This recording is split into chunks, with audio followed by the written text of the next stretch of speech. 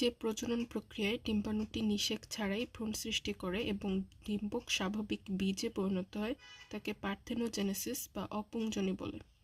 Greek পার্থেনো অর্থ কুমারী এবং Genesis অর্থ উৎপত্তি, অর্থাৎ এক্ষেত্রে ডিম্বাণুটি সরাসরি ভ্রূণে পরিণত হয়। পুংজনন কোষের ভূমিকা এখানে নেই, অর্থাৎ নিষেক হয় না। পার্থেনোজেনেসিস দুই প্রকার, হ্যাপ্লয়েড পার্থেনোজেনেসিস এবং ডিপ্লয়েড পার্থেনোজেনেসিস। হ্যাপ্লয়েড পার্থেনোজেনেসিস ঘটে মায়োসিস প্রক্রিয়ায় সৃষ্ট হ্যাপ্লয়েড ডিম্বাণু থেকে এবং ভ্রূণটি হয় হ্যাপ্লয়েড। অন্যদিকে ডিপ্লয়েড পার্থেনোজেনেসিস ঘটে মাইটোসিস প্রক্রিয়ায় সৃষ্ট ডিপ্লয়েড ডিম্বাণু থেকে এবং ভ্রূণটি হয় ডিপ্লয়েড। হ্যাপ্লয়েড পার্থেনোজেনেসিসের উদাহরণ হল সোলেনাম নিগ্রাম, অর্কিস ম্যাকুলাটা। ন্যামোনিক হল HOS, H for haploid, O for orchis এবং S ফর সোলেনাম।